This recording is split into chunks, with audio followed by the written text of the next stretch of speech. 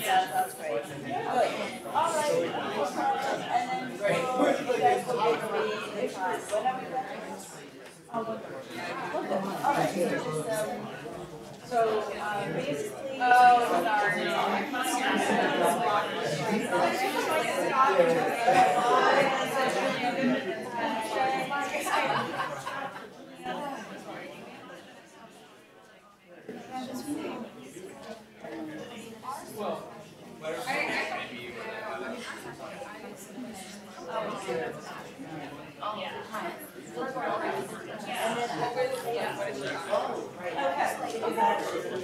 Oh, yes, yeah.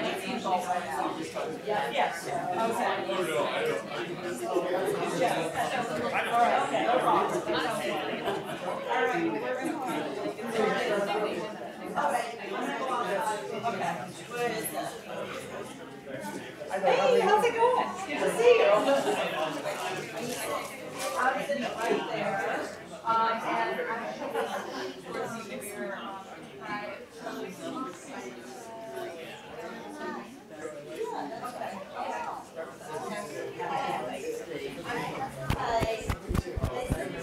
Check 1, 2.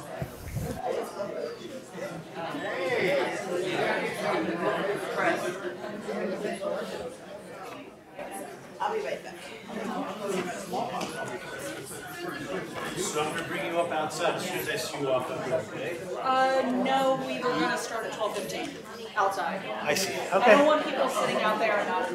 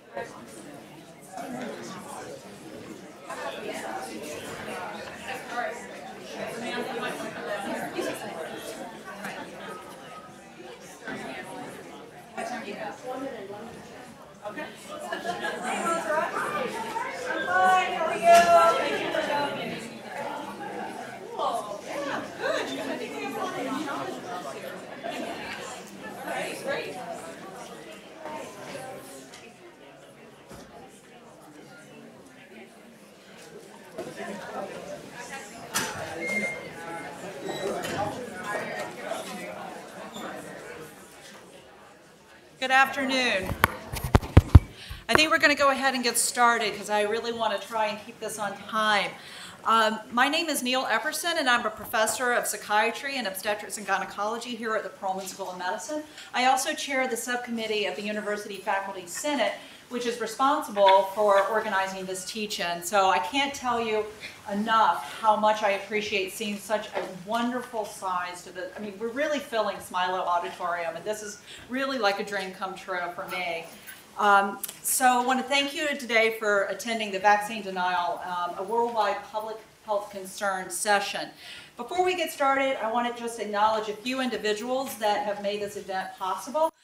Dr. Larry Jamieson, who's Dean of the Perlman School of Medicine, and Dr. Karen Lerman, Vice Dean for Strategic Initiatives. Without them, we would not be here today, nor would we be having a really beautiful lunch after this is over. So I want to thank them for that.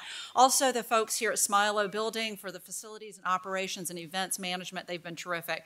I want to give a shout out to my volunteers from the undergraduate school here that have also agreed to participate, as well as some of my staff members, Emily Lipner, Aileen Norton, and Grace Ewing. Also, my right hand, Claudia Iannelli, is someone without whom I would not be able to get from A to B. Hopefully everybody has somebody like that in their life. Okay, so before we get started, you may be wondering, sort of, why have a teach-in? You know, why are we doing this now? This is the first teach-in that Penn has had in 50 years, half a century. So basically, this is just the first event of 30 that are going to occur over the course of this week. To answer the question, let's consider the actual theme of the teach-in, the academy and the 21st century, production, dissemination, and use of knowledge. I think this really highlights the importance of what we're trying to do here today, because it asks us to address the purpose of higher education. In our current climate, knowledge, which is the very currency of higher education and the academy, is being denigrated and politicized. We're told by the media and other people that facts do not matter. But here at Penn, we beg to differ. Our goal with this teach-in is to take a closer look at the role of the academy in this current climate, to demonstrate how we can discuss topics that may be controversial, but are critical to the health and well-being of our society. I hope you will visit our website. You should have gotten a printout of the calendar, but it's much easier to read on the website, and I guarantee you there are wonderful descriptions of these different events and how to get to them, as well as how to register.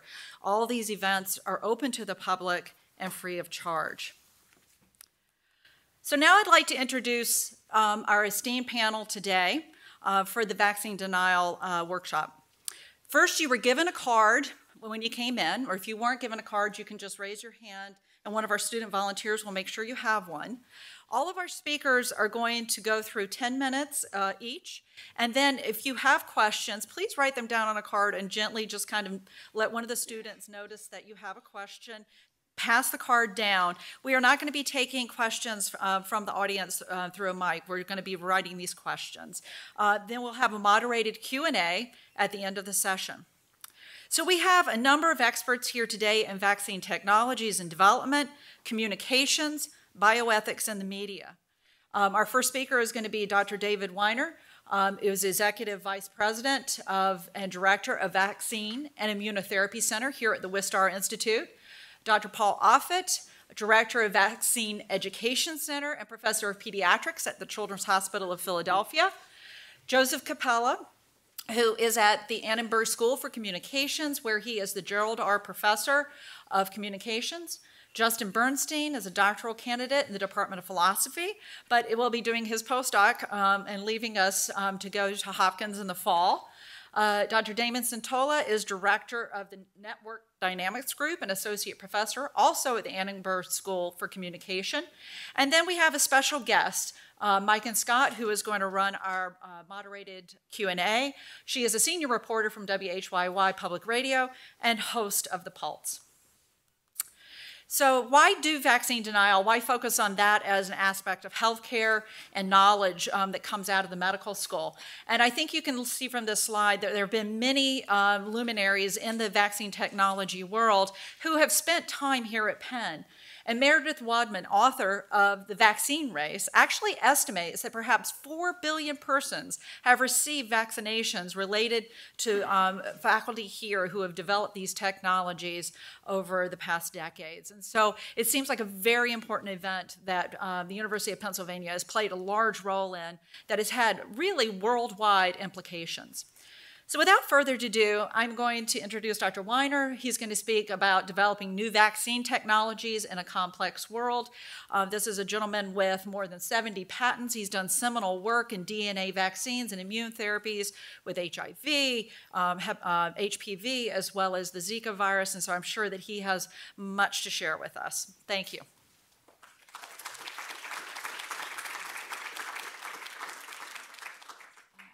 Okay, this is you.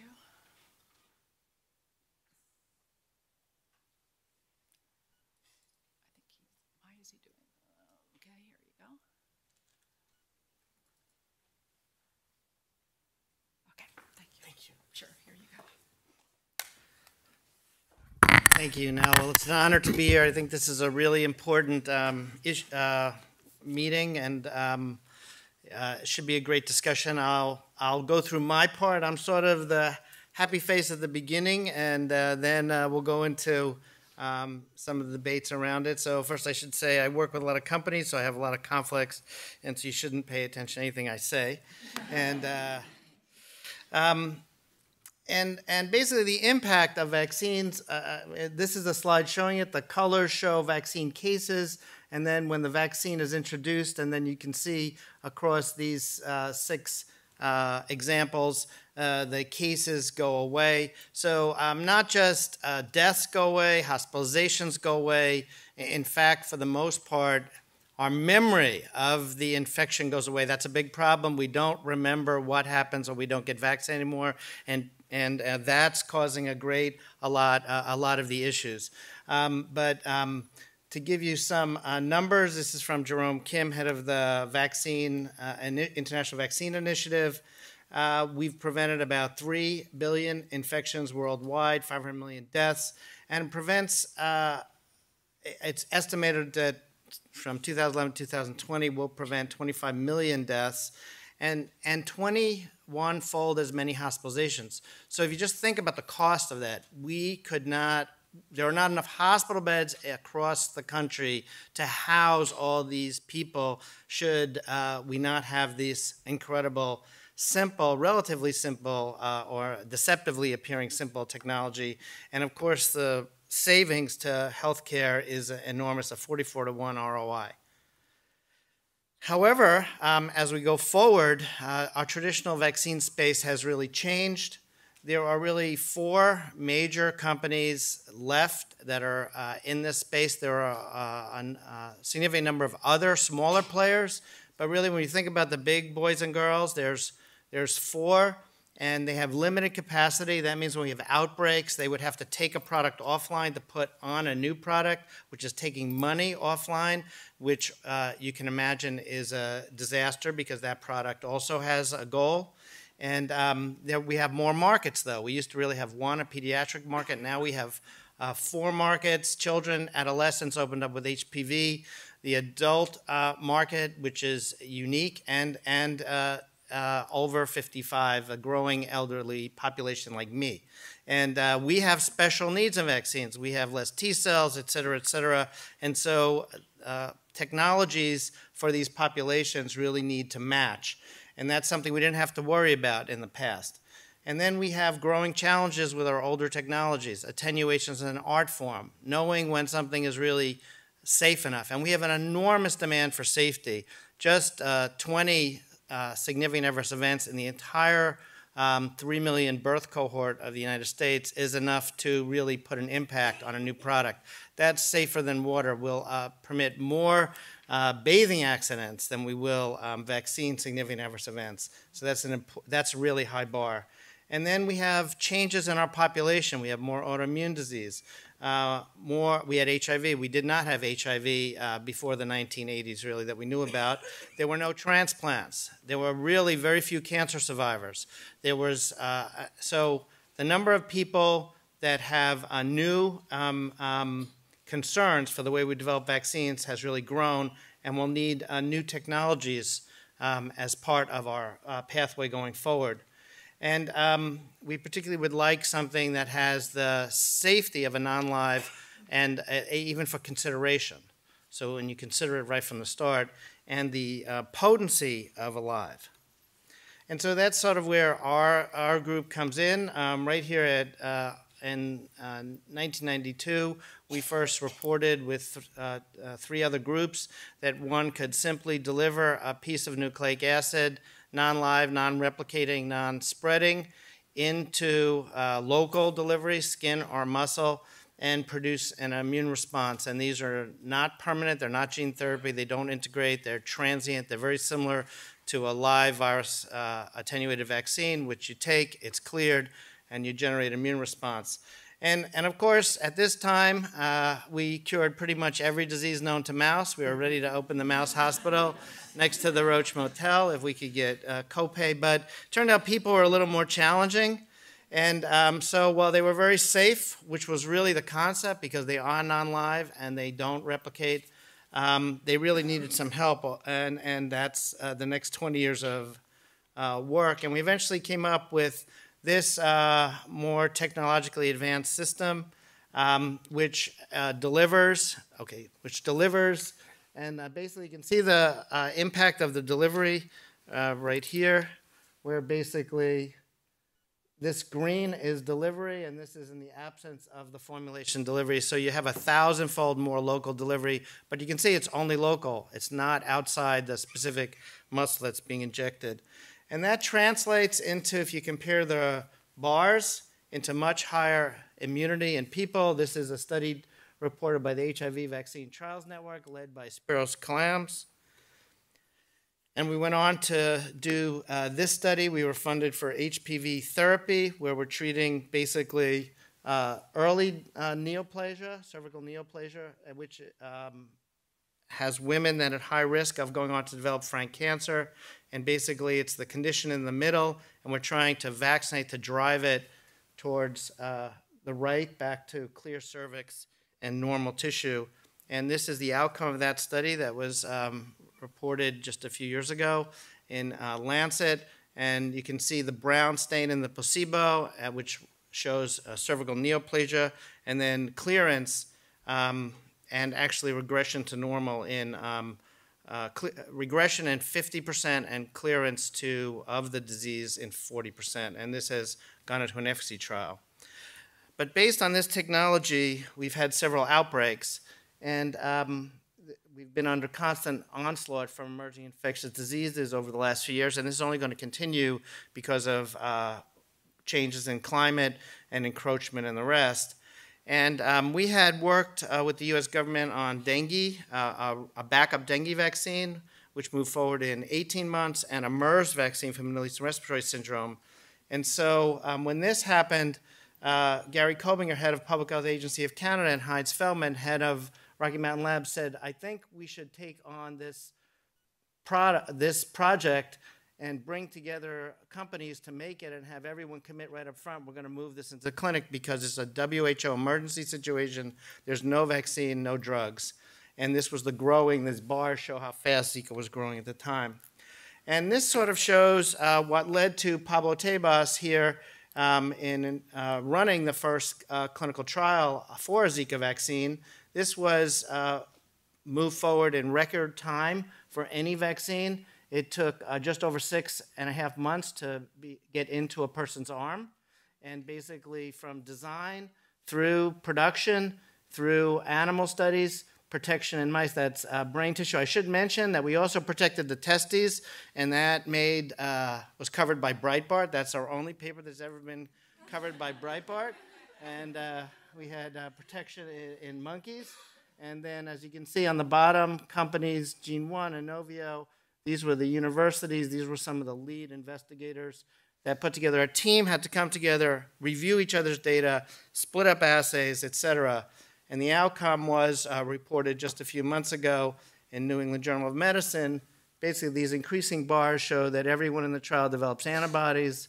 This stain here shows that those antibodies can protect neuronal tissue in almost all people in the study. And then this figure, which is low on the top and then high, shows that every person tested developed antibodies that were protective when passively transferred into an animal model.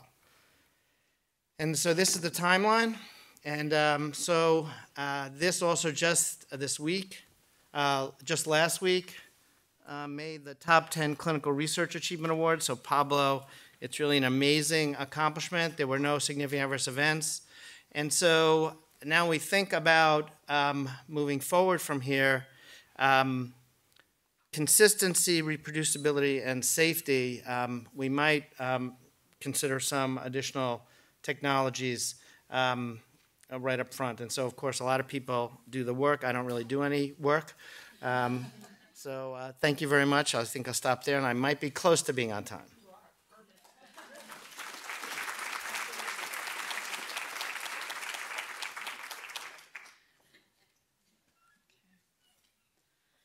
I think my AV guy is up there doing it for me. Thank you so much. Thank you, Dr. Weiner. Now we're going to move on to our next speaker is Dr. Paul Offit, who is professor of pediatrics at the Children's Hospital of Philadelphia.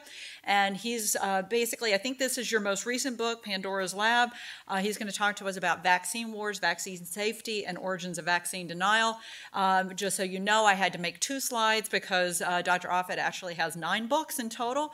And he is not afraid of the camera, certainly not camera shy, having been on the Colbert Report, Daily Show, and a number of other venues. So, Dr. Offit, we look forward to your talk, Vaccine Wars.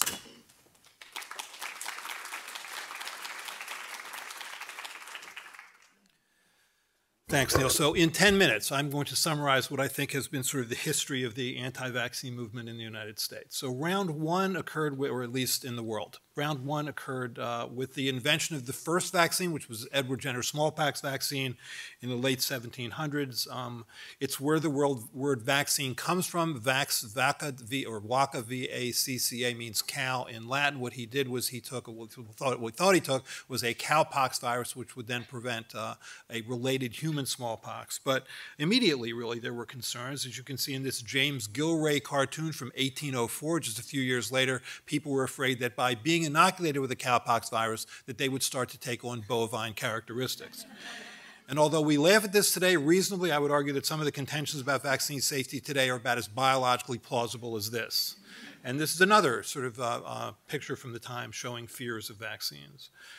Round 2 of the anti-vaccine movement was the pertussis vaccine in 1982. There was a show that aired on NBC with a veteran newscaster named Lee Thompson called DPT Vaccine Roulette. And what this showed was it was a series of children who were fine. They got this wholesale pertussis vaccine, and then they weren't fine. And so they had bicycle helmets on. They were seizing. They were staring vacantly into the sky with sort of withered arms and legs. It was a very, very powerful program. And it really gave birth in many ways, I think, to the modern American anti-vaccine movement. People like Barbara Loe Fisher, Kathy Williams, and Jeff Schwartz formed something called Dissatisfied Parents Together, which eventually became the National Vaccine Information Center, which I think really is the go-to site for the anti-vaccine movement. And within 1 month of that show occurring, Paula Hawkins, who is since deceased, but it was a Republican from Florida, held a congressional hearing to determine whether vaccines were doing more harm than good. That's Paula Hawkins there.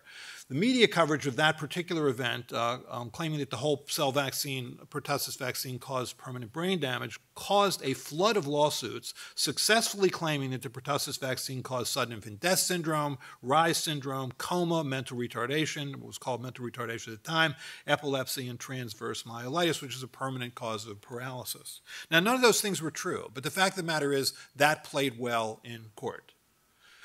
So it took a while. I think we learned from this particular episode. It really took about 10 years for us to do the kinds of epidemiological studies that showed that vaccines didn't cause sort of permanent harm like epilepsy or permanent developmental delays. And it really took 25 years to do the genetic studies that showed that many of these kids had something called Dravet's syndrome, which is a genetic problem, an SCN1A mutation, a sodium channel transport mutation that has nothing to do, obviously, with getting vaccines.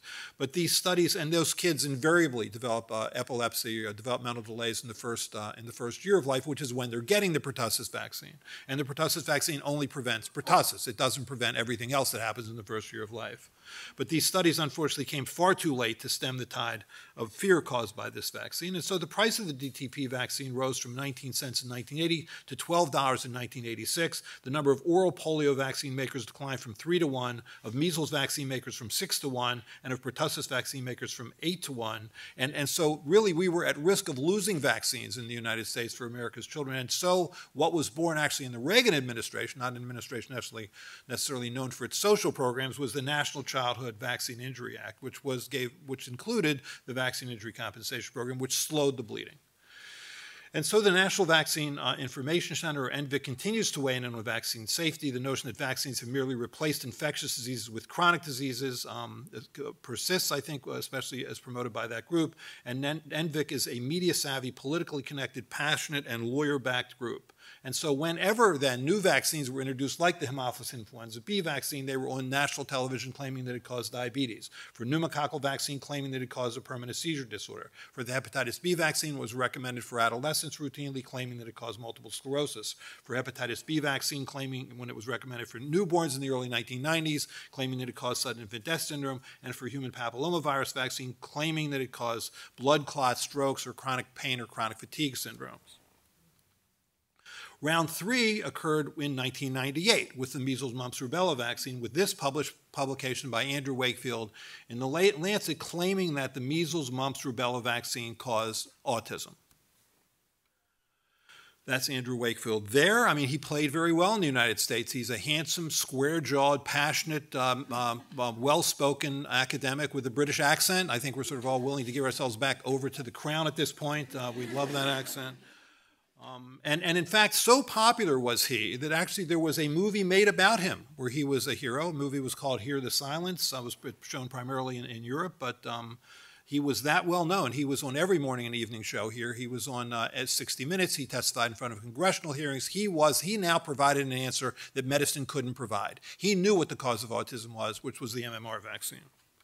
Now, that wasn't true. This is one of many, a slide that shows 5 studies that would have become 17 studies that showed that when you looked at children who received the MMR vaccine or didn't receive it, there was no greater risk of autism. And then Andrew Wakefield sort of came tumbling down, due largely to the efforts of this man, an investigative journalist named Brian Deere, who found that he, in fact, despite the fact that that paper only had 8 children in it, it was a case series, not a study, that had received the MMR vaccine and developed autism within a month of receiving the vaccine, he found that he had actually misrepresented clinical and biological data. In addition, that he had actually received money from a personal injury lawyer where 5 of those children were actually in the midst of suing pharmaceutical companies, basically laundering legal claims through a medical journal. For that reason, and the amount of money was about $800,000 that he had received, but for that reason, his paper was retracted, which means technically it no longer exists, and he lost his license to practice medicine in England. But his paper had an impact. There were hospitalizations and death in the United States. Thousands of parents chose not to vaccinate their children. Hundreds of children were developed measles and were hospitalized, and 4 children died. I mean, you could reasonably argue that that paper killed children.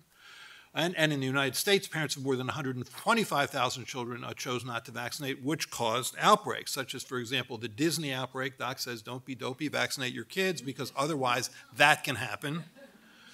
And there was an outbreak that occurred in 2014, 2015 that ultimately involved about 25 states and 189 cases. Fortunately, there were no deaths. But times have changed. I mean, there was a movie that was released that was made by Andrew Wakefield and people who collaborated with him that released on April 1st, 2016 that was supposed to be shown in the Tribeca Film Festival by Robert De Niro, but actually the other filmmakers protested, and so it wasn't. And so this movie, which kind of made Andrew Wakefield out to be a hero, was never shown. And then, and it frankly was routinely vilified by the media, who talked solely about the discredited doctor who had promoted a debunked hypothesis. It was really dramatically different than what was the impact of DPT vaccine roulette or the impact of Hear the Silence.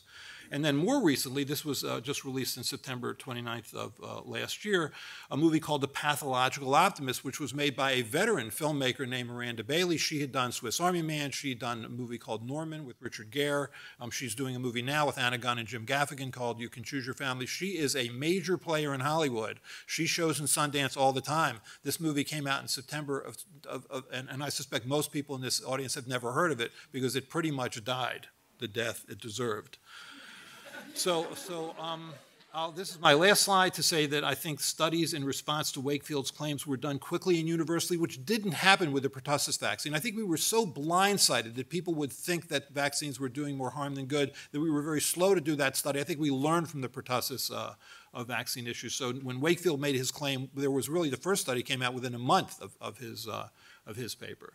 I think scientists and science bloggers have taken to the internet and airwaves to counter bad information, and I think, frankly, crazy as this is going to sound, I think in some ways Wakefield was good for science because he was such not only was he wrong, he was fraudulent and wrong, and I think when the anti-vaccine movement attached themselves to his star, at some level they got hurt by that, and sadly, nothing educates like the virus. I mean, those measles outbreaks scared people, and so I'd like to think that we can do education without actually having to come to this where children suffer, but unfortunately maybe that is what it comes to. So thanks for your attention.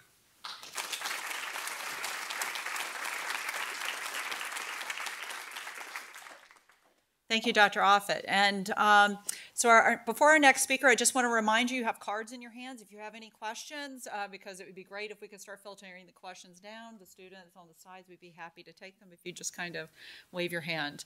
All right, our next speaker is Dr. Joseph Capella. He is professor of communications at the Annenberg School for Communications.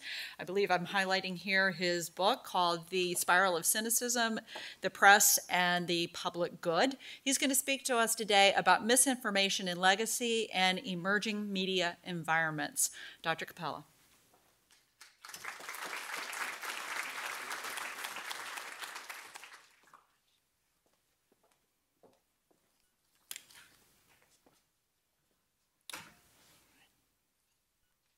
How are we making this go forward?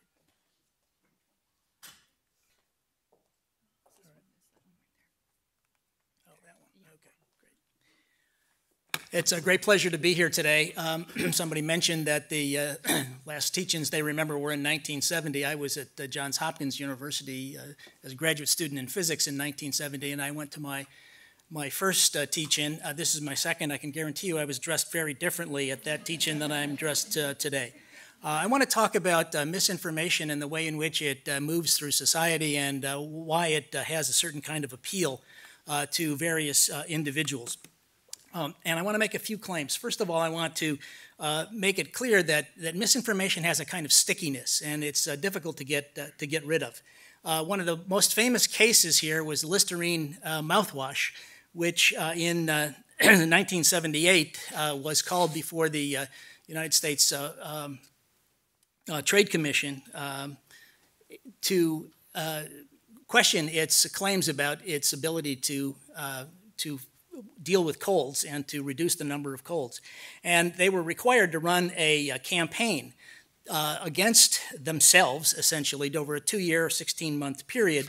And the campaign was a little bit effective, but still at the end of the campaign, 42% believed that Listerine was still an effective cold remedy, and 57% of the people said that it was still part of their purchase decision to take into account the cold effectiveness of Listerine. And in 1998, as Paul just mentioned, the Wakefield situation arose in Great Britain on vaccination and autism linkage, and he provided us with some really interesting data about that. And despite a very strong rebuttal in the 2 or 3 years in Great Britain before right after the article came out, still 25% of people believed the link, and some 40 to 50% said that the evidence about it was equal. In 2017, in the United States, parents with children under age 4, 43% of them still worried about the risk of side effects from vaccination, and the general public believed that as well. Particularly those with low science knowledge. We're all aware about the Obama birther claim, and it's still the case that 41% of Republicans in 2016, even high knowledge Republicans, still believe in that claim. And of course, this misinformation is transmitted by the media. Now, the media are not made up of stupid people. These are very smart individuals, and they are not trying to undermine democracy, but they often repeat falsehoods and misinformation as a part of the process of debunking them. And part of the reason, of course, is that they are interested in information that is novel. It's the news that they're presenting, after all. And so it's novel information that they care about, and that gets their attention even if they don't present it. And unconventional sorts of claims are ones that they are most interested in, ones that run afoul or run against conventional wisdom. And they're, again, going to get closer attention even if that information is not communicated, or if it is communicated and it's debunked.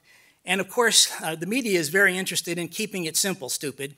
That is, they are not interested in presenting detailed scientific claims with caveats and reservations and so on.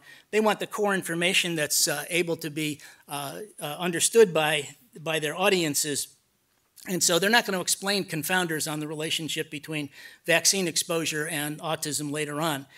They're simply going to present the information that's presented by the parents in the group. And of course, the media is interested in balance because they want balance to represent their lack of bias. But sometimes even-handedness is itself a kind of bias, when in fact the science goes in radically asymmetric kinds of directions.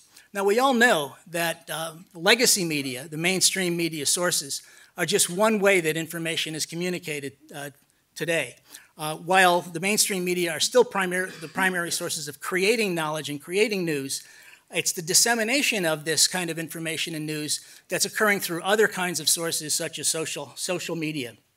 And a very interesting study just came out in Science, I mean, literally within the last few days, that looked at false and true news stories as represented as determined by fact-check kinds of organizations. And they looked at Twitter exchanges in 2006 to 17, and over 126,000, that is 126K, news stories that were tweeted over 4.5 million times. And what they found was that stories that were identified as incorrect went faster, deeper, and broader, especially political ones, but also science and health-related stories. And that the lies that moved through the system more quickly, more deeply, and more rapidly had characteristics of being novel and produced responses in the audience of fear, disgust, and surprise consistent with their novelty. So social media, of course, is one of the problems that we have in the legacy media, in contrast to legacy media world. So why is misinformation believed in the first place? What is it that would lead people to not simply try to be as accurate as possible? Well, of course, they want to believe stuff that's consistent with their prior beliefs because there's less challenge. These are old ideas from dissonance theory and other sorts of points of view. They also are interested in misinformation that tells a coherent story. Now, coherence here is not necessarily a scientific kind of coherence, but rather a coherence within the ideology and within the values with which they operate. So, for example, if they believe that physicians are enthralled to big pharma, so they won't give up vaccination very readily. That's a story. It could be completely wrong, but it's a story that makes sense to them. They also pay attention not just to credibility as expertise, but ordinary credibility, the kind of credibility that comes from direct experience, for example. And so mothers and fathers who present their tragic stories about their children offer a kind of experience-based credibility that makes sense to people. There's also the notion of consensus, particularly from people who are similar and give similar kinds of testimony. And we see this in the social media environment for sure. And there's a kind of preservation effect that occurs with misinformation. Not even when people are successfully led to not believe the core information in the story, there's a kind of emotional residue that remains, and there's been some interesting studies to show this in the political domain and increasingly in the health domain. Question is there anything we can do? My first message here is this first line, that facts and education are not enough.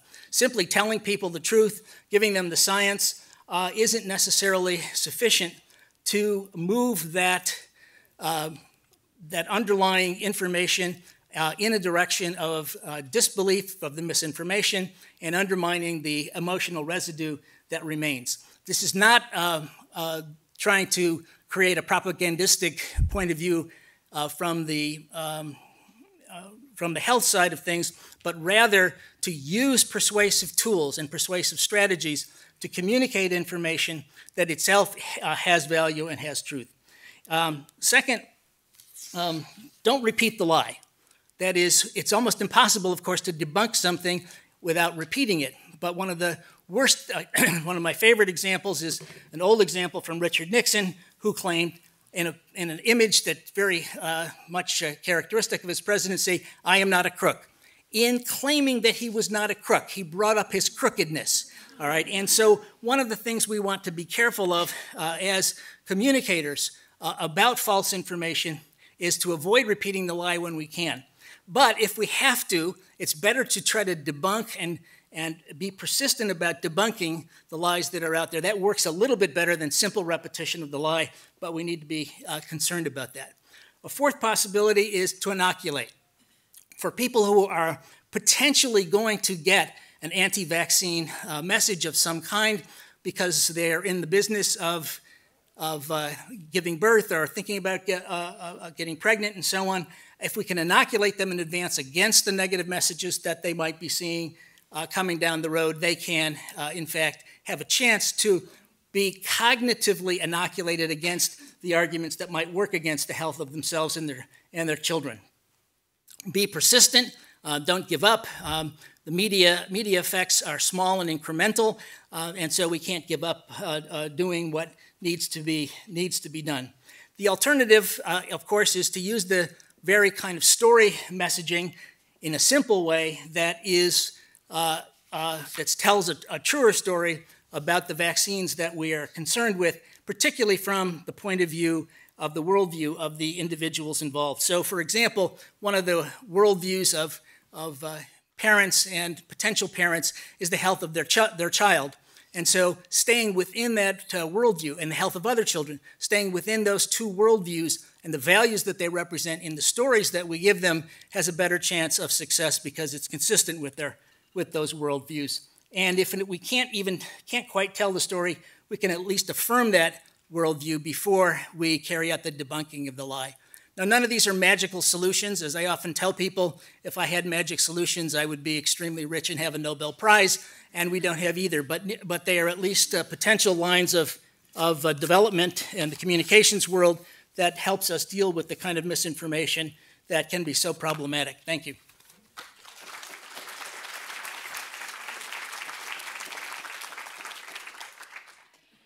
All right, thank you, Dr. Capella. So moving right along, our next speaker is a graduate student getting his doctorate this year in the Department of Philosophy in the School of Arts and Sciences.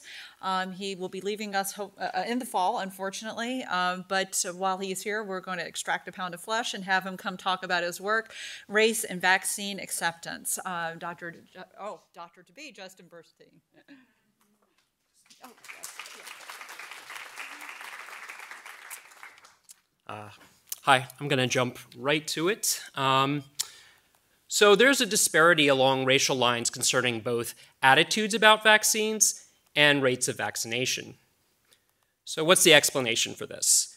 Well, there are the usual considerations about socioeconomic inequalities and injustices in affordable access to health care, but there are also some distinctive factors that have been identified over the last 10 years or so. In particular, there's distrust of government motives, distrust of the motives of medical personnel, and awareness of one's race in a medical context. If you give a questionnaire to a group of Black individuals about vaccine efficacy and you prime them by asking about their race, their faith in the vaccine goes down afterwards, much like we see with something like stereotype threat. So just to make this a little bit more concrete, here are some excerpts from a qualitative study interviewing Black adults about the flu vaccine. When asked to describe why he has zero trust in the people who produce the flu vaccine, this man explained, because, why would they really care so much about us? Where they refers to the government. This distrust extended into conspiracy theories, including beliefs that the government was experimenting on minorities as guinea pigs, and that the vaccines were being diluted and distributed in Black communities, or that vaccines were a form of population control. It's worth saying a little bit about the Tuskegee syphilis study, what's technically called the Tuskegee study of untreated syphilis in the Negro male. I'm guessing most of you are aware of this study. It was started in 1932. The US government oversaw the selection of Black male sharecroppers with syphilis. The victims of this study were told that they were going to get a treatment for bad blood, which was a term used to refer to syphilis at the time. And by 1945, it's known that penicillin will cure syphilis, but the people involved with the study don't provide the people in the study with syphilis, with penicillin, and instead they just continue to observe as syphilis worsens in these individuals. This goes on until 1972, when the study is exposed. It's ended immediately. Here in 1997, Bill Clinton has just formally apologized for the Tuskegee syphilis study, and this is Herman Shaw, who's 95 years old, who is giving some words.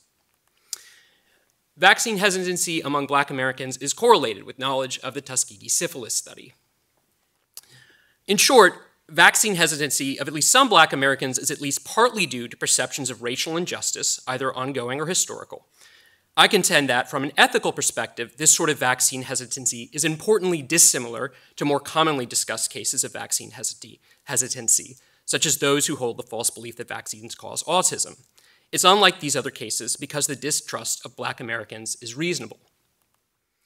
So my focus for the rest of the day is going to be exploring a tension between the fairness-based moral obligation to get vaccinated and Black American vaccine hesitancy due to reasonable distrust of government and medical professionals. In order to understand why there's this tension, it's worth saying a little bit more about the problem posed by vaccine hesitancy. So herd immunity poses a collective action problem. Each individual person going unvaccinated does not make a big difference to herd immunity, but if enough individuals go unvaccinated, the entire group loses herd immunity. So, given that this is a collective action problem, and assuming there's a moral obligation to get vaccinated, I assume there is, it's an obligation of fairness. More specifically, it's an obligation to do one's fair share in producing a good for everyone, namely herd immunity. We see these sorts of cases all over the place. Just to give another example, imagine during a drought, there's a water restriction that's been imposed by the government. Persons who don't observe that water restriction are violating an obligation of fairness. So, to solve a collective action problem, such as ensuring herd immunity, each person has to do their fair share. Now imagine that someone, Alice, reasonably thinks that others won't do their fair share in solving a collective action problem, and Alice has this belief due to historical or ongoing injustices. It hardly seems that Alice acts unfairly by not complying. So now imagine that a group, Alice, Bert, and Connor, will receive $100 each if they all participate in a trust fall. If someone lets someone else fall, however, that person will get $120 and nobody else will get any money. If two or more people let someone else fall, nobody gets any money. Alice knows that Bert has a history of letting women fall when engaged in trust falls. Even if Bert would not actually let Alice fall, and there's evidence that he won't, asking Alice to trust Bert amounts to asking more of her than of Connor, and it would be wrong to insist that Alice acts unfairly by not participating, even though this will cost all three of them. Similarly, asking Black Americans with the relevant attitude to trust medical professionals who ask them to get vaccinated is asking more of them than it is asking of white Americans, and it's asking more of them precisely because of historical and ongoing injustices. As such, it's implausible to claim that Black Americans with the relevant form of distrust have a fairness-based obligation to get vaccinated. So I'm going to put this point another way. Consider the following statements.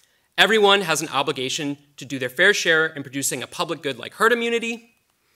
Yes, government officials and medical personnel have committed overtly racist acts in similar contexts. And yes, the medical context is characterized by institutional racism. So it's reasonable to distrust the government or medical personnel when they recommend or require getting vaccinated. Yes, others don't have this reasonable distrust. Nonetheless, your fair share requires that you trust the government and medical personnel and get vaccinated. I think something's gone wrong in this line of reasoning. I don't think you can consistently hold all four of those statements. So what's the moral and political upshot of all this then? I'm not sure. To be clear, I'm very pro-vaccine. I'm not a vaccine skeptic. I'm on the record arguing that even the flu shot should be mandatory for children.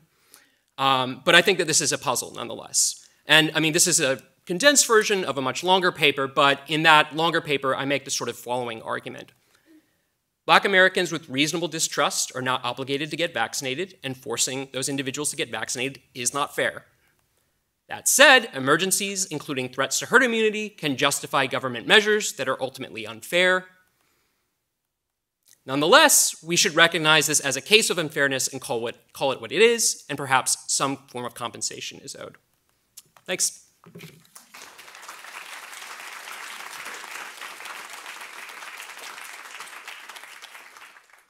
Thanks so much, Justin. Okay, our next speaker is Dr. Damon Santola. He is a associate professor of communications at Annenberg Center for Communications. He's going to be speaking to us about vaccine denial and social networks. And on the shelves, as of May 2018, his brand new book, How Behavior Spreads, The Science of Complex Contagion. So, Dr. Santola.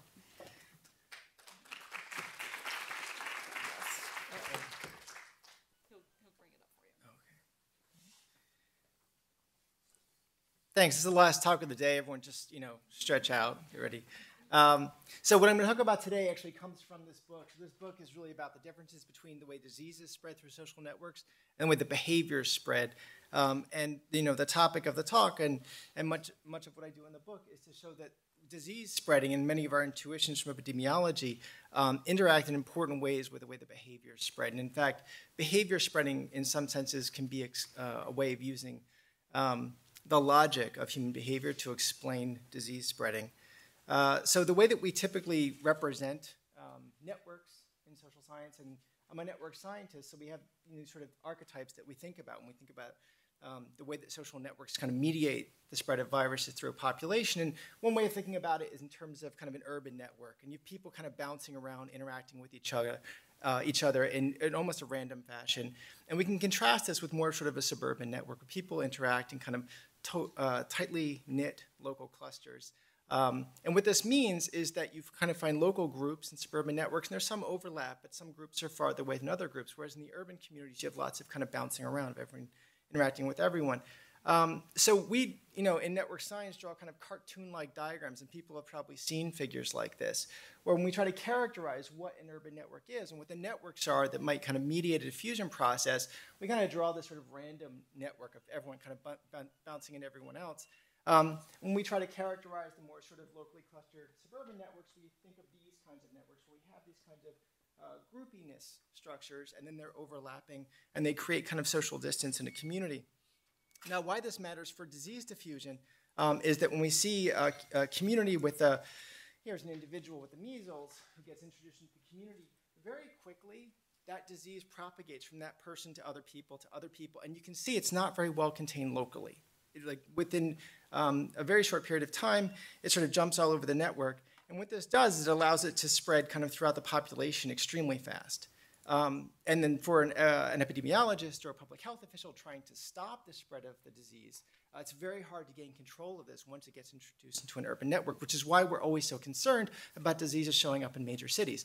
However, when we look at a kind of suburban population, we can look at the same kind of example of a disease being introduced into the population, and it can spread in the same fashion through the sort of social networks. But initially, it'll start to spread, of course, locally in one sort of cluster. Now, from a public health point of view, we can imagine sort of quarantining or sort of intervening to sort of constrain the spread of the disease. Of course, if we don't act fast enough, it can then jump to other groups and percolate through the population. But this gives us time, when it's sort of percolating initially through a local cluster, to sort of think about how we might want to intervene in some way to prevent the sort of widespread growth of an epidemic. Now, of course, our general strategy, as the previous speaker mentioned, is immunization. We try to sort of generate some sort of herd immunity. And what that really means is we try to inoculate enough people, a large enough fraction of the population, that if a disease were to be introduced, it wouldn't be able to spread because essentially the pathways would be blocked. And what that really means is that you have someone down here, the same person introduces the measles, but the disease can't percolate through the network because the contacts of that person or that person's friends or their friends of friends are all inoculated, and so it can't penetrate through the rest of the social network. The same logic actually holds in both kinds of network structures. So when we look at a more kind of localized suburban network, the same sort of immunization strategies work, and we introduce someone with a disease like the measles into that network, and again, the diffusion of the disease is stopped because of herd immunity. So while 40% of the population is still vulnerable, the 60% who are inoculated prevent the disease from spreading farther. So what I want to talk about is what the differences are between these two networks, which basically look pretty much the same, although the suburban network was a little bit easier to handle from a public health point of view when it came to preventing disease spreading. What the differences are, now that we think about the behavioral diffusion that arises when we think about people trying to mobilize an anti-vaxxer movement. So what is the difference between the spread of measles and the spread of anti-vaccination? Well, measles only requires contact for diffusion. In fact, there's a very high probability of transmission, close to 1. So, contact with one person with measles is very likely to transmit measles. And this is what makes those sorts of networks very effective for diffusion in urban settings. However, convincing someone not to vaccinate their children requires some degree of social reinforcement, some social pressure, basically strong peer communities that can enforce that norm and maintain it while it spreads from person to person.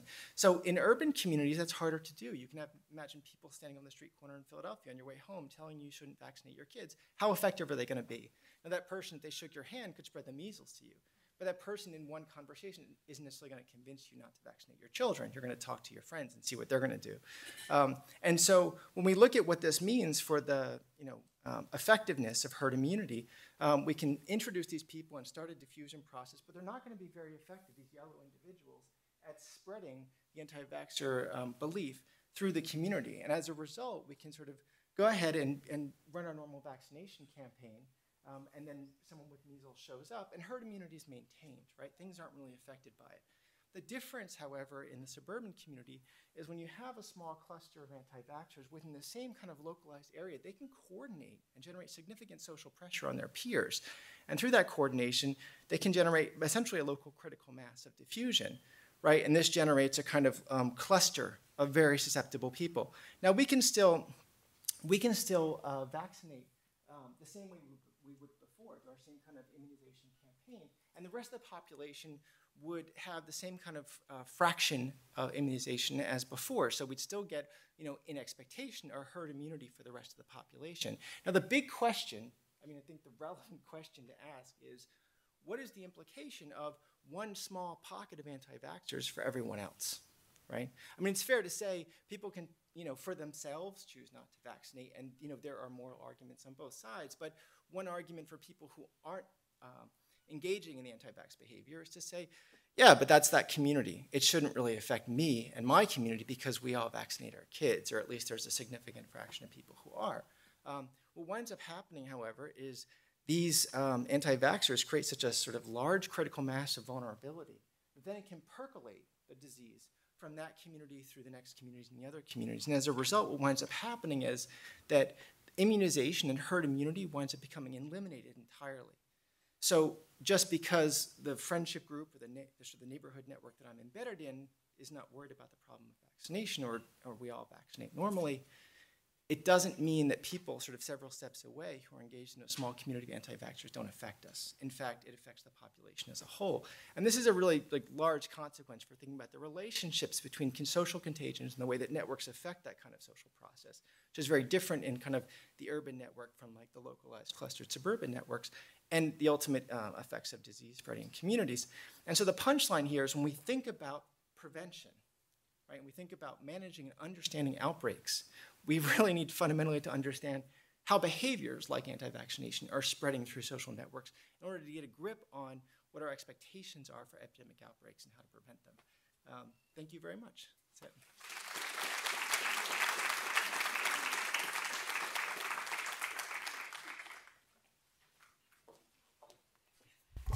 Well, thank you so much. We've had some great talks this morning. Please, if you have questions, please write them on the cards and pass them down to the students that are waiting to collect them.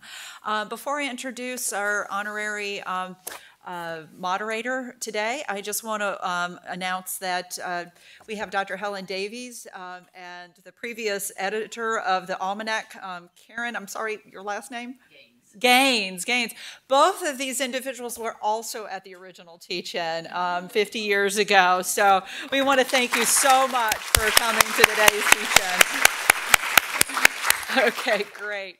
All right, so for those of you who are WHYY fans, you don't need any introduction for Mike and Scott. She is not only an outstanding health reporter, she's the senior reporter at WHYY, and she is the host of the newly syndicated radio show, The Pulse, stories about science, health, and technology.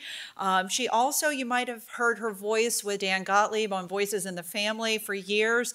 That's how I came to know Maiken, is through Dan Gottlieb. And so Maiken and I have had opportunities to be interviewed by her, and she is an incredibly a conscientious health reporter who really does work very hard to get the facts correct and to help the community at large to understand what it is that we do here in the Academy. And so I just couldn't think of a more appropriate person to come and moderate our Q&A, also to share a few words about her experience as a health reporter. So Maiken, welcome. Thank you so much for joining us.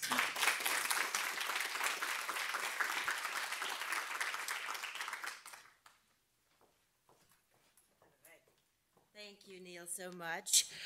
I'm going to just say a few words, and then we're going to have our panel discussion, and I already have a few questions. If you have more, keep sending them down.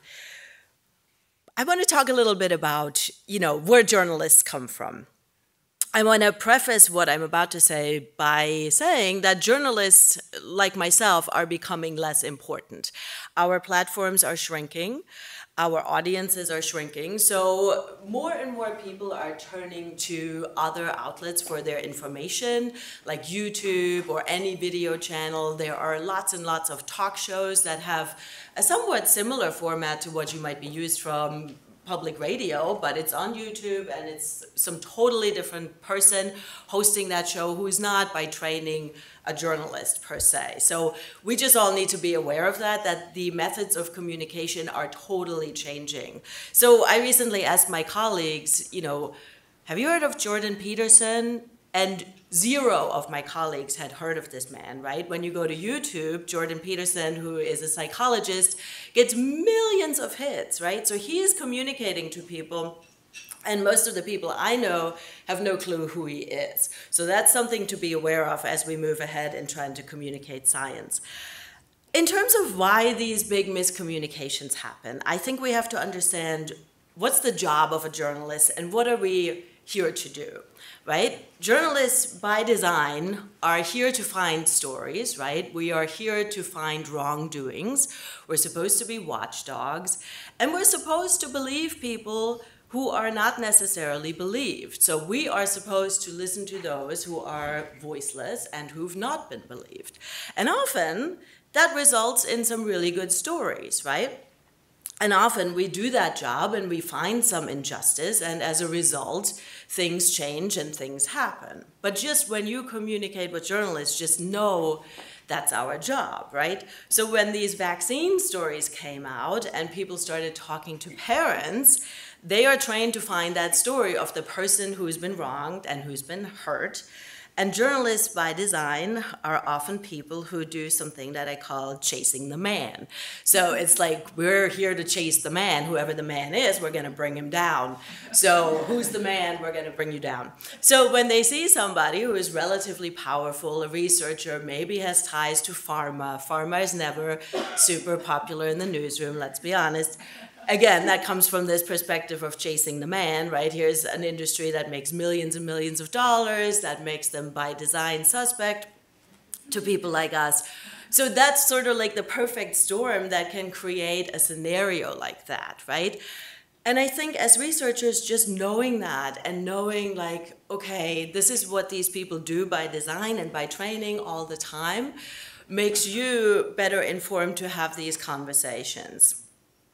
To say to a journalist like, hey, I see where you're coming from, but I would like to caution you to take into account X, Y, and Z, and so on. So I think just having the conversations with people is very important, and reminding journalists that, you know, yes, this sounds very persuasive, and I can see why this story sounds really persuasive, but can I explain this to you? That would be really important. That's the kind of conversation that I think usually goes a long way to result in better coverage. And I have had people call me out on things, and I've had people tell me, you know, you oversimplified this fact. And I'm more, of course, prone to listen when somebody says, hey, I would like to point something out to you, rather than when I get an email that's like, you idiot, you blah, blah, blah, right? I mean, I think we all function like that. So I think the relationships are very important, and I have, over the years in covering health and science, build some very important relationships.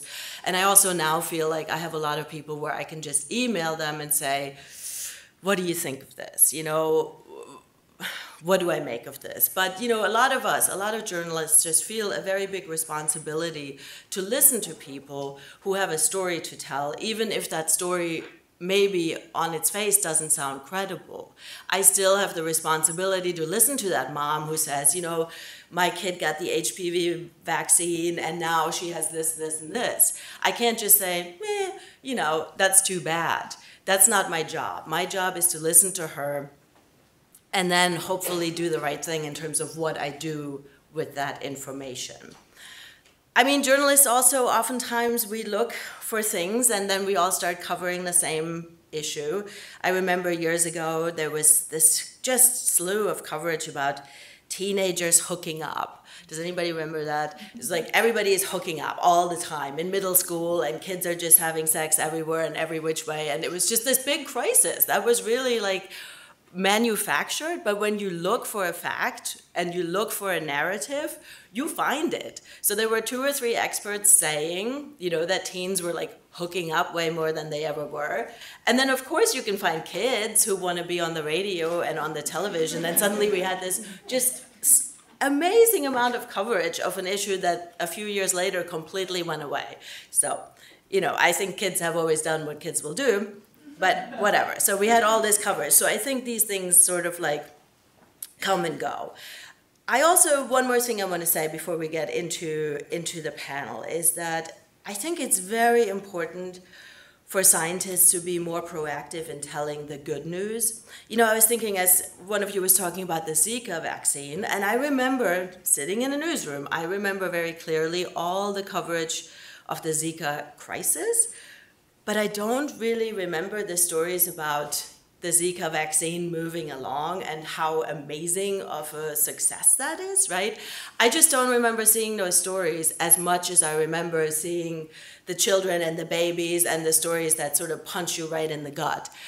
So I think there is a lesson to be learned to really be, when there is a success, to be shared and something exciting to happen, to try as much as is possible to tell those stories, because people need to hear those stories to build the trust that I think, you know, I mean, people don't have trust in journalists anymore either, but, you know, so I think there is a certain amount of trust that people need, and when they hear, oh, these people are working around the clock to help all of us, that to some extent instills trust in people. So whatever you can do to tell those stories is important.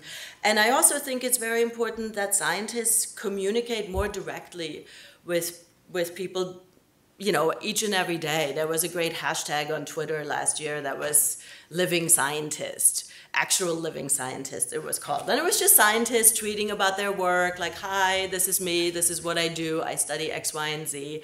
And it was really popular. And I think sometimes just going out and talking about the work you do and why you're passionate about it, if there's a church where a lot of people perhaps don't vaccinate, why not see if you can speak at that church and tell those people why you love what you do, why it's important, why you spend each and every day doing this. That is what makes people believe you. I think ultimately is when they feel the passion that you have, and the passion is ultimately motivated by making this world a better place.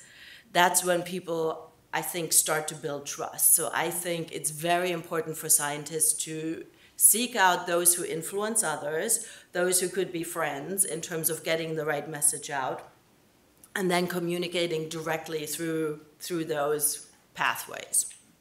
So that's all I'm going to say, and I'm going to sit down here, and I guess everybody's going to come back up on stage, and then we'll do our Q&A, right?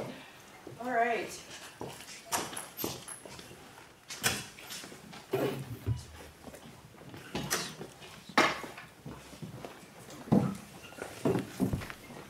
Oh, do we have mics now? Or, These are your okay. mics. Okay.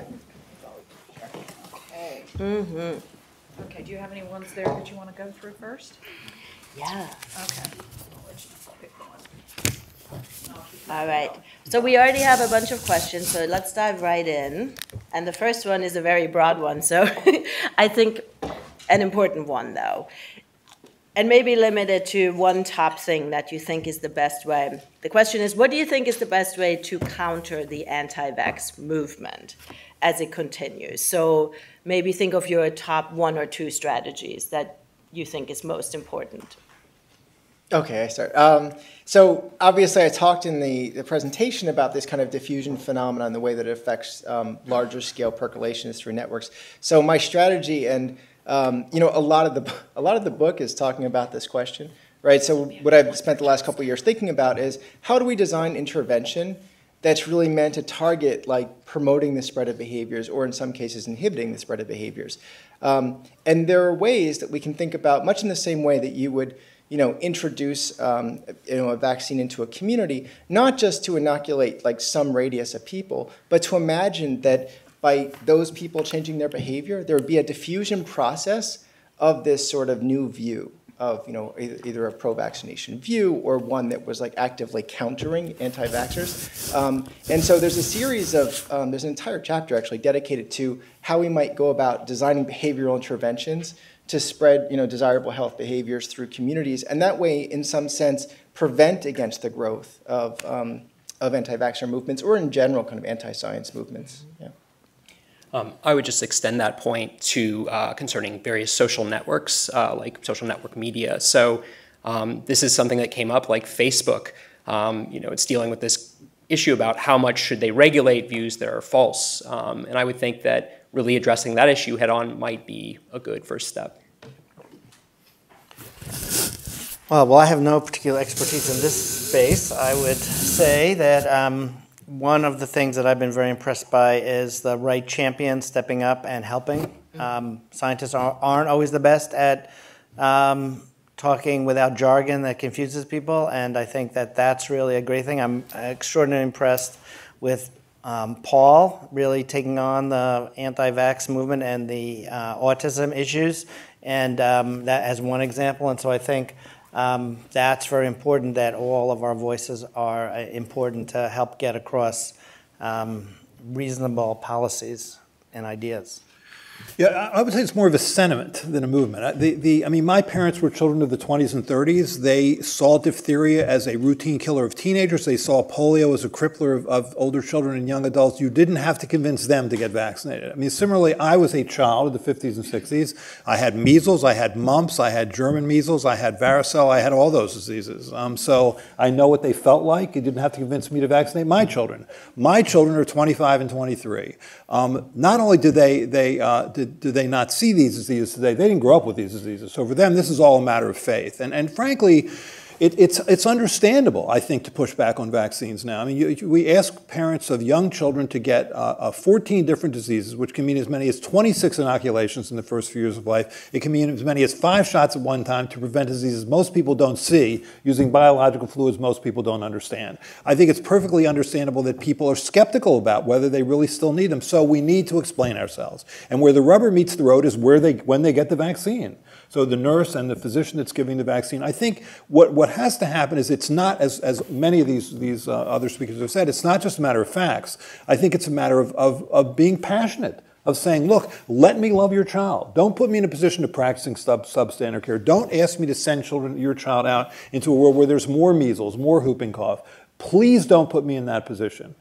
So I think, and medical students are really not trained that way. I mean, they're trained to be much more open-minded, to all sort of cultural beliefs and attitudes. And so it's hard for them to lay it on the line, to be prescriptive. But I think it's what they need to do at some level. So that's where I see the rubber meeting the road. So let me segue a little bit upon what Paul just said. Part of what was implicit in what he was claiming was that there are worldviews that people and value systems that people bring with them to the interactions with their physicians and also in the interactions with other people, and making one's arguments within the context of that worldview. You care about your child. You care about other children. And that's an important way to tell stories that I think can be effective. But the other thing we sometimes forget about, and this is really an unfortunate set of ways of making a dent in the problem, is paying attention to dramatic events. So when there is a measles outbreak, taking advantage of that as a problem that could have been avoided, in the same way that we have seen this in other kinds of health contexts, all the way back to Katie Couric getting a colonoscopy because her husband was taken away from her. And that produced a substantial, demonstrable increase in colonoscopies, at least in the short run. And that was a dramatic event that got a lot of play. And so those dramatic events can be effective if we take advantage of them. Unfortunate as they may be, they can be turned to good. Can I follow? I want to follow up on what Paul and Joe said with a question for you.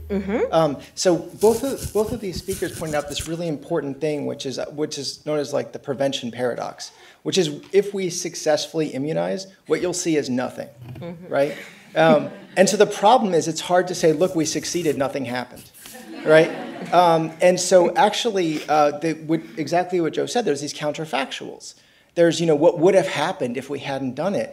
Now, that's extremely hard to communicate to journalists and to say, well, we have a prediction of how bad things could have been, and they weren't. Look how successful we are. Now celebrate us, right? And it's hard to celebrate that in the press. So I'm curious how you can, Yeah, and I don't have a very good answer to that, because I agree that it's a big issue. We oftentimes see a problem, and however small it is, we bite into it. My old boss used to joke that 3 makes a trend and 5 makes a crisis. But that's sort of like in a newsroom, when you see something like 2 or 3 times, you're like, oh, there's something going on, let's report on that, right? But that's always a problem. That's not the absence of a problem. So I agree with you that it's very, very difficult to communicate the absence of a problem and the success of something or the success of a policy. But I think, again, when a measles outbreak happens, and I've seen people really do that successfully, to use that opportunity to communicate, this is why it's important, right, and this is why it matters. So it's to sadly jump on the difficult situations, but then to use them wisely and to communicate that. Part of the reason why we don't often see that is because most of the kids are vaccinated. And I'll say one more thing. I think as a parent, the thing that maybe I was not worried about vaccines, but the thing that really put me at ease was when my pediatrician said, this is the schedule I followed for my children. And those were the words that completely put me totally at ease with what he was about to do, because you do have those fears when there's a tiny baby and all these needles, you get a little freaked out or whatever. So I think those are good things to say for pediatricians. It's just like, this is what I've done, or this is what I would do. We have another question about direct marketing, and I don't know if anybody wants to weigh in on, or maybe just 1 or 2 people. It's about getting information, health information, directly from from pharma advertisements that hit us sort of like on social media all the time, and whether that dilutes the message or gets people confused about side effects and drugs they should or should not take. So, and does that potentially contribute to the distrust toward vaccines? Paul, do you want to take that? So when the varicella vaccine came out in 1995, the uptake was slow. So the company decided to do more direct marketing, and it really was one of the first for direct marketing, and it was pretty hard-hitting. Can't believe I lost a child to varicella. Showed pictures of hemorrhagic varicella. They were criticized for that by a number of people. They felt it was too heavy-handed. But the fact remains, immunization rates went up because of it. The HPV vaccine also has been very slow to have an up. I mean, this is a cancer-preventing vaccine. There are 29,000 cases of cancer and 5,000 deaths caused every year by HPV that can be prevented by the HPV-9 vaccine. Yet, only about 45 to 50% of girls get fully vaccinated and less than that for boys. And a third of those cancers are in boys. And so Merck basically came up with I think, a brilliant strategy of having this sort of go back in time. So here's someone with cancer who wished I had gotten a vaccine. Yeah. With it. I just saw that. Yeah, and that actually has helped. And they too have been criticized for that. So what do I think? I think that, I mean, as you said before, it's pharmaceutical companies are never going to be seen as benign. They're always going to be seen as in it for a profit. But the fact of the matter is, they make. I mean, personally, I mean, I was fortunate enough to participate with a team at Children's Hospital of Philadelphia that created the rotavirus vaccine. I mean, there was I think Neil showed a pictures of me and Fred Clark, but Stan Plotkin was also part of that. We wanted to make a vaccine to prevent rotavirus. Now, I mean, this is a virus that kills 2,000 people a day in the developing world. It kills, causes about 70,000 hospitalizations. It's a bad disease. We had the technology we thought that could prevent. Now that said, only pharmaceutical companies have the resources and expertise to make a vaccine. If you want to make a vaccine, you're going to have to protect the technology, i.e. patent it. Then you're going to have to go to a pharmaceutical company to make it because they're the only ones that can make it. So now what? Now they're making a vaccine that they think can help people. And as David alluded to, we used to have 27 vaccine makers in 1955. Today we have 4 because it's a terrible business. It's something you give once or a few times in your lifetime. Their biologicals are expensive to make. They think they're making something that's of value. And so isn't it reasonable for them to stand up and say, we think we have something that's of value? But you're right. The minute it's them, you see them as evil. And it's too bad because, I mean, what should we have done differently? I mean, we had to patent this because it's the only, unless the technology is protected, it's never going to be made. So what do? I mean, you're in an environment where where these companies are seen as evil, where people who say the HPV vaccine has caused chronic pain or chronic fatigue syndromes are going to be seen as sympathetic by you. They're the David and the companies of the Goliath. And it's an unfair construct, I think. But Yeah. But whoever gets praised for standing up for at least this aspect of the pharmaceutical industry, right? I mean, And we love an underdog, send me your right? hate mail. I don't know if you've seen my website. Another question. I think this one is for Justin, and it's about. There are other groups, for example, Puerto Ricans, who have been exploited by the medical community. So how do you think about those groups and those populations and how one could rebuild the trust and restore faith in sort of science and the medical profession? So it sounds like there are 2 questions there. The first is, what do you do about the other groups? The second question is, how do you go about rebuilding trust? With regard to the first group, I mean, I picked Black Americans. I did not mean that to be exclusive in terms of who has reasonable distrust. I was just picking that to highlight the phenomenon. As for how to rebuild trust, I mean, I think I'm not an expert on that, but I would think there are a couple things we could do. One thing is, I mean, there are just still rampant inequalities in our healthcare system that are along racial lines. Maybe, ameliorating some of those would go some way towards eliminating some sort of distrust. I mean, I think your story, Mike, about physicians sort of cultivating trust by saying, look, I mean, I've heard of physicians saying, this is my child who I vaccinated. They have a picture of their kid. I mean, sort of cultivating a relationship of trust with the physician might be one way to go. But I also think, I mean, 25 years after Tuskegee, better late than never, I think acknowledging this sort of history and having it be very open and talking about it is important. I don't think we should try to sweep that under the rug because that's just going to eliminate trust. We have a question about vaccines specific to Philadelphia schools, but I think this is true across the country, that often families who refuse to vaccinate come from higher economical and higher education backgrounds. So how do those two connect? And, you know, so we cannot tie more education with more vaccination. So how do those things connect? And what do we do? Oh, what do we do about it?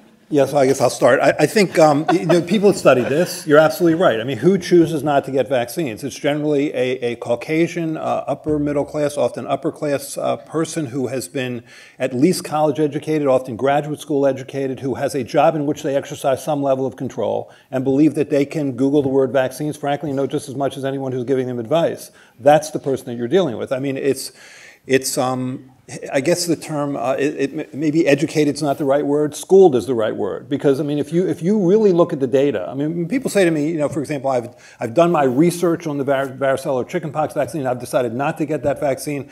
But what does research mean? What research really means is they look at people's opinions on the internet. That's what research, that's not research. I mean, if you really want to research the chickenpox vaccine, you should read the roughly 700 articles that have been written on the chickenpox vaccine, which would require you to have some working knowledge of virology, immunology, statistics, epidemiology. And most people don't have that. Frankly, most doctors don't have that. So what do? They rely on advisory bodies like, you know, the Advisory Committee for Immunization Practices, the CDC, or the Committee of Infectious Diseases to the American Academy of Pediatrics, which at least collectively have that expertise and collectively have read those papers and collectively make decisions that have saved our lives. I mean, vaccines have been good things over the last, 200 years. We live longer because of vaccines. But sell that message in the 21st century, right? Trust us, we're experts. Doesn't really work, even though it's true. So I'm not sure how to deal with that. When people say to me, I've done my research, I already cringe because it's really not what they mean. Right. Can I build on that point also what Lynn was saying earlier? So I think that when we look at the marginalized populations, particularly when it comes to communities that just don't have tremendous institutional access to healthcare, one of the things that we found effective, and we've done studies in the last 2 years on HPV vaccination, we've done is fairly straightforward. We've created communities on the internet that are basically composed of people who have similar demographic characteristics, right? And basically created these communities as a way of filtering out a lot of the noise that might otherwise come from institutional signals that might not be trusted, and just creating a kind of space where people say, all right, you're in a kind of similar situation as me. The technical term social scientists use is called homophily. It just means people with similar characteristics. Right, but there's this kind of empathy that's created by seeing people who are like you, just by the fact that they're in a similar situation. You expect them to have the same levels of distrust of the institution, and you expect them to be making the same kinds of calculations that you're making as opposed to somebody else. And what's remarkable about this is we've had like really significant effects by putting people into communities where there's actually more baseline distrust in those communities. And then you kind of see the discussion, which encourages people to think about HPV vaccination, and you see significant changes in behavior over the course of 6 months, versus a situation where you put people into a community where you've got some kind of opinion leaders, right, who advocate for it. But there's so much distrust among the majority of the population of who these opinion leaders are and why they're saying what they're saying, that it's actually much less effective. Yeah. Anybody else on this particular question? No? We have a question for Joe. How can scientists convince lay people who are not science savvy that vaccines are safe? Well, one of the ways that vaccines have been undermined is through the telling of stories that appeal to the individuals who are being targeted. I think the same strategy works in reverse, and that is the telling of good stories that are simple stories that operate out of the worldview, out of the identity system of people in the target audience. Again, none of these and keeping at it, not simply saying, well, I tried this story and it didn't work, but keeping at it. So I think there's no magical solution and there's no 100% solution, just like there are no sometimes clear-cut, unequivocal diagnoses from particular kinds of tests. But similarly in the social sciences and in communication sciences, if I'm putting my money on anything, I'm putting my money on telling stories, using testimonials from similar others, and making those stories and testimonials come from the worldview, the identity view of people in the target population. And I think something that, there are a lot of basic science concepts that I think people don't fully understand. And one of the most important ones to me is always causation and correlation, and I was joking last week that the Philadelphia Flower Show does not cause snowstorms, even though it might appear that way, because every year when the flower show happens, there's a big snowstorm, right? But I think people struggle with those concepts, and a lot of journalists who end up covering these things, they don't always cover science, they cover everything. So to them, it seems like, oh, that seems fairly reasonable. Like, here was this person, and then you did X, and then Y happened, so X and Y must be connected. So sometimes I think just going back to the most basic of concepts that you guys deal with all the time and are sort of in your blood, but to other people it's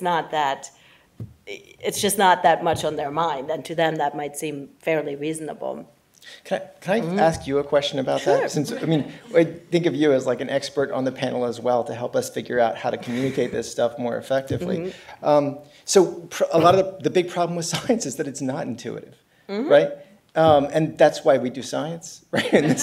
Otherwise, we would just use common sense all the time, right? Right. When common sense fails us is when we need to do scientific research. So then that leads into the natural sort of paradox for journalism, which is what you're trying to do is to motivate an intuition that the audience can get behind, right? And so a lot of our sort of common sense intuitions from Facebook, from Twitter, from like what we see, lead us in the wrong direction, which is why the systematic evidence is interesting. Right, saying you might expect this, but it's hard to make that land for an audience. I can give you an example of just one thing we did recently, but analyzing, this was related to the cervical cancer study, HPV tweets, right? And what features of the tweets make them more likely to propagate, right? And so we all have this really, really clear intuition that like personal experience, right, narrative. And it's true that when we did is a controlled study where we created a little kind of self-contained Twitter environment and manipulated features of the tweets versus comparing that to just a large observational data set from Twitter. So what you find in the large observational data set is this kind of contradiction where on the one hand, you see this very significant effect of personal experience. On the other hand, you see a very significant effect of organizational messaging versus personal messaging, right? From like individuals versus organizations. Those two things don't go together. So what we find is that in a kind of a controlled experimental study, that the biggest successes in terms of the big winner tweets were the kind of individual personal narratives. But in terms of like a systematic regular effect across hundreds of people over and over again, the organizational information tweets were more likely to be repeated, right? So you got the occasional big winner, but that's not systematic. You can't build policy based on that. The regular systematic effect was organizational messaging, right? So all of that is conflated in observational data, and it's hard to sort of tease those two things apart. And so how do you tell that story when everyone has sort of a clear intuition from their experience? Yeah. Right, and people want to hear things that they already believe. That they understand, yeah. So, I mean, how many people right now are not eating gluten for absolutely no good reason, but because, I mean, that's another thing that people are spending millions of dollars on right now for probably no good reason, right? So I think... Wait, can I just say one thing? Sorry, I disagree a little bit with what was said before. I was waiting. First of all, I think science is at some level intuitive. So, for example, I think we're all scientists. So, for example, your radio doesn't work, and so you formulate a series of hypotheses. It's not plugged in, it's not tuned to an active station, it doesn't have a battery in there, and then you proceed to test those three hypotheses. That's scientific thinking. It's a logical, ordered, hierarchical thinking. I think when what I love about the pulse is I think it's a very clear, logical sort of explanation for what's going on. I think it is quite intuitive. Science isn't the province of scientists. I think it's the province of all of us. And I think the reason the radio isn't working isn't because the flower shows moved into town. And that's what I don't like about sort of some journalists who do sort of entertain that sort of difficulty with causation versus correlation. But I think there's another very basic concept, and then we probably have to wrap up, right? No, we've got 4 minutes. 4 minutes, all right. I think there is a very basic concept that people misunderstand about science, and that is that science is a quest, and the quest never ends. And people will say, well, last year you said X, and now you're saying this, and eggs were bad for me, and now eggs are good for me, therefore you're all stupid, and I don't have to listen to you. I mean, that is what happens in the minds of people. So I think just making sure that people know this is the very nature of science, is to continuously disprove that which we thought was true yesterday, and to not think that we have arrived, but to keep searching and to keep knowing, and to be transparent about that process, and to say, look, these vaccines have been tested to the absolute best of our knowledge, and here's what we have done. But, you know, if by chance we find out there's a problem, we will apply that same rigor to that problem. We're not going to hide it from you, but this is what we've done to get here, and this is our process. And for people to understand that process more clearly would be huge, I think. Yeah, You're right. I think this next question is also. Do you want to just say it? Oh, sure.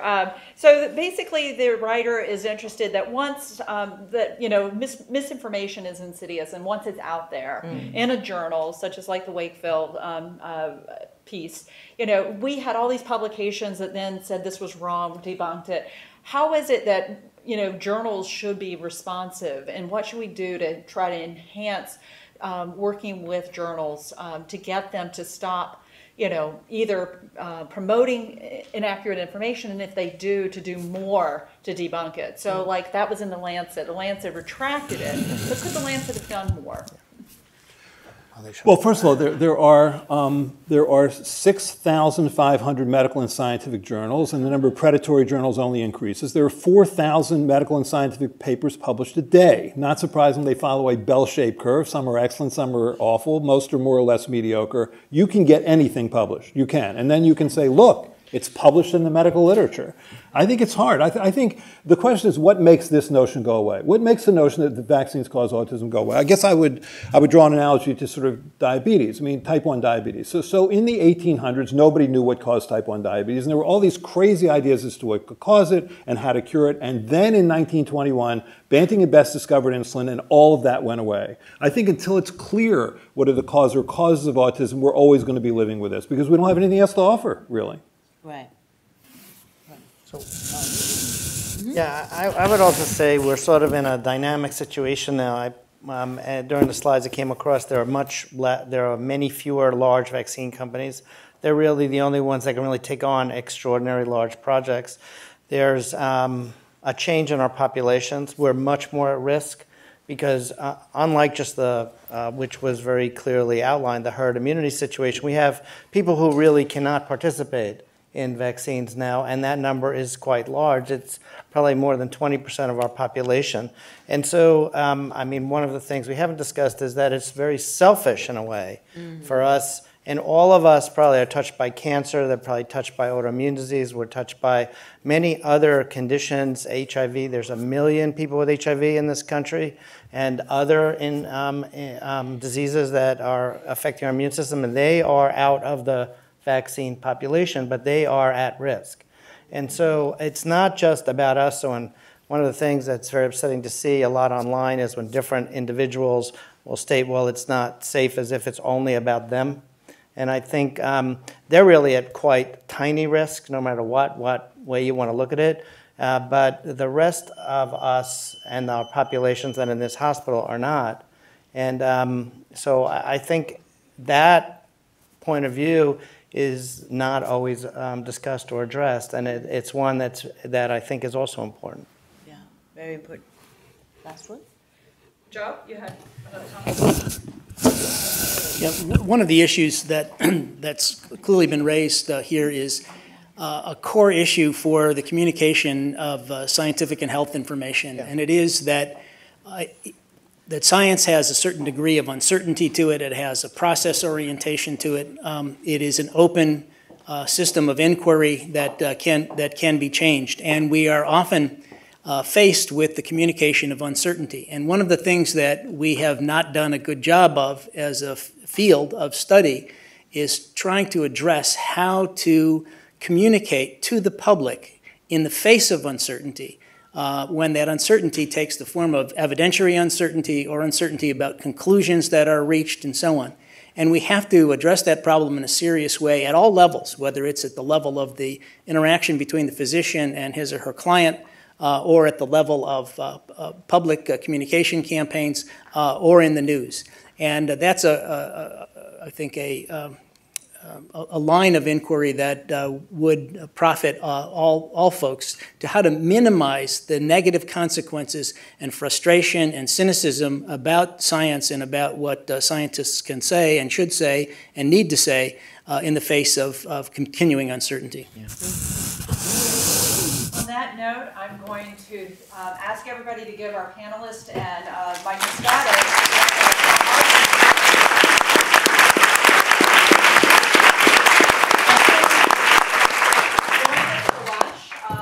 here in the reception area.